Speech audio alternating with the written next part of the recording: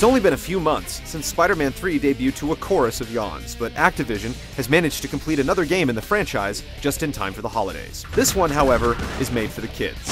Spidey's adversaries are abducted by an unknown villain searching for pieces of the meteor that created Venom. In his search, the evil mastermind sends forth an army of symbiotes, and Spider-Man sets out to stop them with the help of Nick Fury and a band of allies that he gains along the way.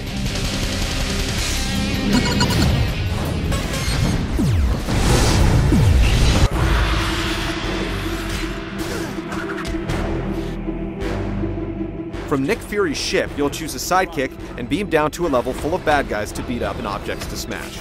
A second player can jump in or out of the game at any time, or if you're playing alone, you can switch between Spider-Man and one of the many allies you gain along the way. You think you're pretty sneaky, don't you? Yeah. Oh boy. Friend or Foe's level structure is as basic as it gets. Each of the 5 locations contains 4 separate levels, and there's little to distinguish one from the next. You'll walk through an open area, encounter a group of bad guys, and then move on, finding an extra room here or there.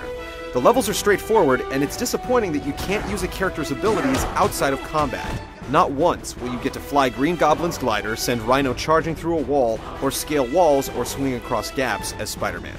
Enemies are just as uninspired. Not counting bosses, you'll fight the same 3 guys throughout the entire game. They do change colors and get slightly more difficult as you progress, but a fresh coat of paint does little to keep players from getting bored of repeating the same fights again and again. Boy, those guys are ugly. The only thing that keeps combat fresh is the constant infusion of new sidekicks, as every other stage unlocks another ally. Ultimately, once you've played 1 or 2 levels in Friend or Foe, you've played them all, leaving little reason to trudge through the 20 stages.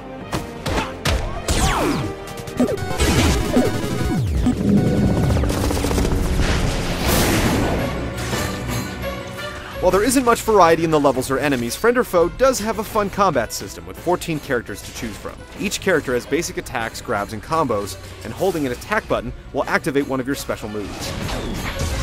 Special items also trigger team attacks that can clear out every creature on the screen.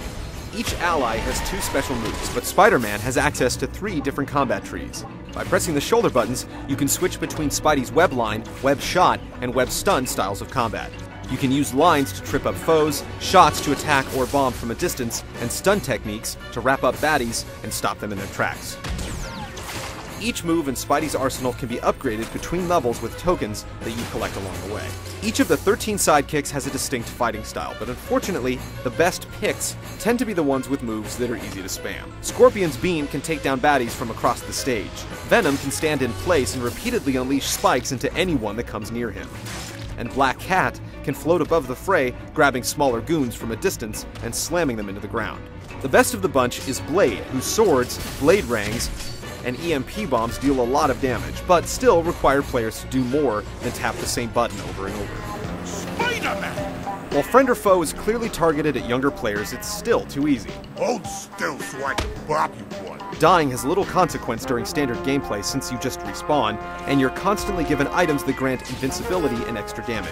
Boss fights are a little better since you don't have access to items and your characters won't respawn, but it's very disappointing that Venom is the easiest boss in the game. The character selection keeps Friend or Foe going for a while, but the gameplay is too simple and repetitive to hold the player's attention through its meager 6-hour length.